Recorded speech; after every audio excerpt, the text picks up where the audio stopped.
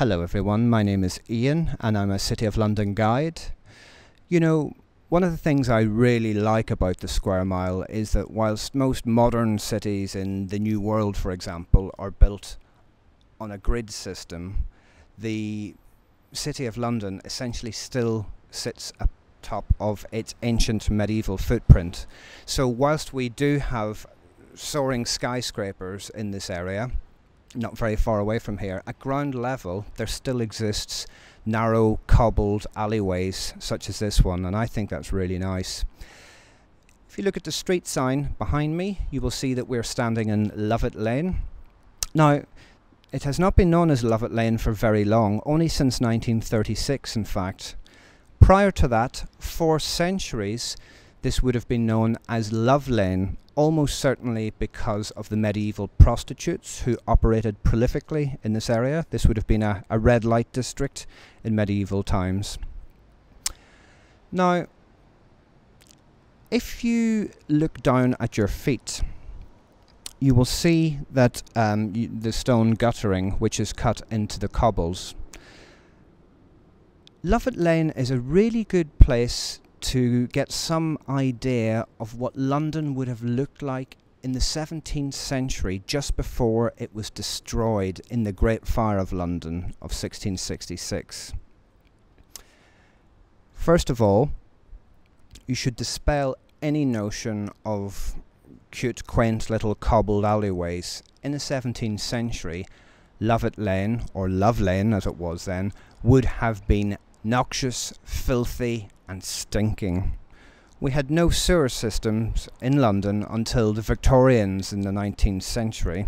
So if you needed to go to the toilet and you lived in Love Lane in the 17th century, you would simply do your business into a chamber pot and then empty it out of the window. And it was not uncommon for people walking about in these alleyways to suddenly and unexpectedly get covered in urine and or excrement as they were walking around their daily business. This was very unpleasant, but also it led to very unsanitary conditions. Where you get unsanitary conditions, inevitably you get vermin, and this was a problem in 1665. Just 1 year before the Great Fire, we had the Great Plague, when 100,000 Londoners, that's 20% of the population of London at the time, basically died off within a handful of months. It was because of the fleas, who were the vector of the plague, who were living on the rats, which were living everywhere, including in your house. Very, very unpleasant. Also, what you don't get an idea about today is that Love Lane would have been very dark, much darker in the 17th century. If you look around you, these buildings are all relatively modern. The 17th century buildings that would have been here at the time were made out of in a method known as wattle and daub, where basically you've got a timber lattice frame and you would stuff it full of clay and animal dung and straw, which sort of hardened into a wall stuff, and you would build the ground floor at your property line, but then the first floor would be jettied out maybe half a metre above the property line to increase floor space, and then the floor above that would be jettied out yet further.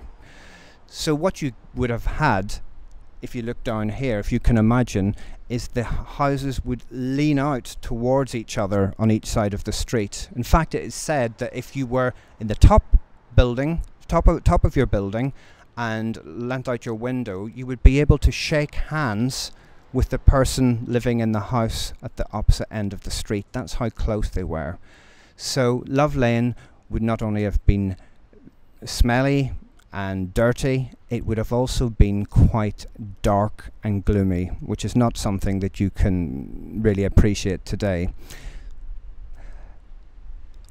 That ends this stop on the tour, and now if you would like to look at one of our other tours on the 20 and 20 YouTube channel, but thank you for listening to me tell you about one of my favourite little alleyways in the ancient city of London.